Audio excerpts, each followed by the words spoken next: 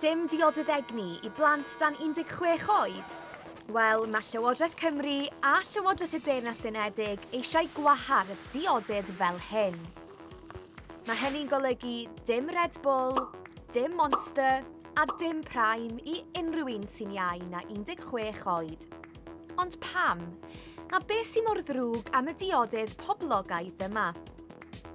Mae diodydd egni gan amlaf gyda lot o siwgr a caffeine. Y broblem dyn ni'n gweld yw bod e'n cael effaith ar patrymau cwsg plant, bod e hefyd gallu effeithio ar y calon, ydy'r calon cyddo'n rili gyflym, sydd wedyn gallu achosi plant I cael panics.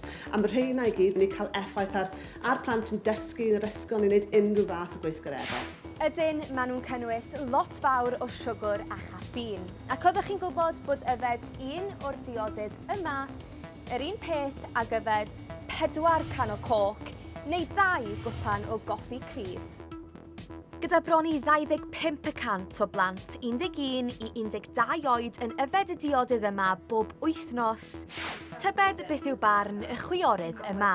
Yn fy marn I, mae fe'n syniad da oherwydd mae'r effaith o caffeine sydd yn y diodydd yn effeithio ar sut mae pobl yn perfformio'n ysgol a sut mae fe yn perfformio'r iechyd meddwl nhw. Mae rai pobl yn bwyd yn fi yn yfed nhw a maen meddwl maen nhw'n cool a maen stuff a maen jyst ddim yn dda I nhw achos falle pan maen nhw'n tyfu lan bydden jyst yn canmlaen yfed nhw. Bysa'n yn gymaint dŵr, llaeth a 1 cwpan o sydd. Mae gwleidyddion yn dweud bod y gwaharddiad yma am helpu plant I fwyta'n iachach. Mae'r Llywodraeth yn dal I ystyried, ac mae disgwyl iddyn nhw wneud penderfyniad ar ddiodydd egni cyn hir. Cynllun I aildrefnu tîmau rygbi Cymru. Newid sydd wedi arwain at lot o drafod a chwmpo mas, ac oddi ar y ca. Ac os ydych chi'n hoff o'ch rygbi fel y criw yma yng Nghlwb Rygbi Cymru Caerdydd, mae'n siŵr bod ydych chi'n barn ar y sefyllfa. Pwy sy'n cytuno gyda'ch yn y gyfundeb I dorri rhanbarthau I ddoeth? Dwi'n teimlo bod yn syniad da oherwydd chi'n methu cadw pawb yn hapus a os ni ddim efo'r arian, wedyn mae angen I roi pobl nhw.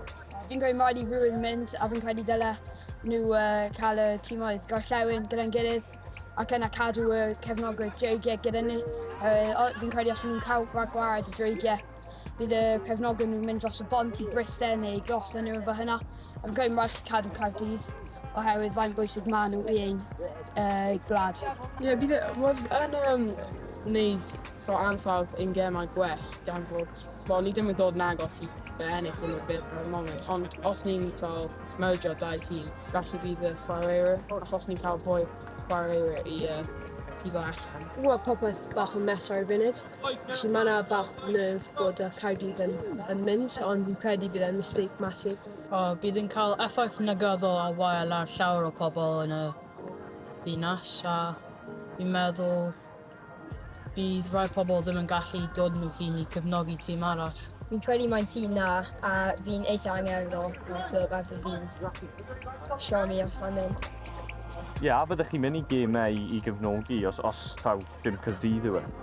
Sa'n siŵr. Os bydd Caerdydd yn mergio gyda nhw falle, ond sa'n meddwl. Os bydd Caerdydd yn mynd, byddwn ni ddim yn cefnogi nhw'n arall yn Cymru. Byddwn ni'n just mynd draw I Gloucester neu Bryste. Y farn yn glir yn y brifddinas felly, a phawb fan hyn yn cytuno bod angen i'w rhanbarth nhw I aros.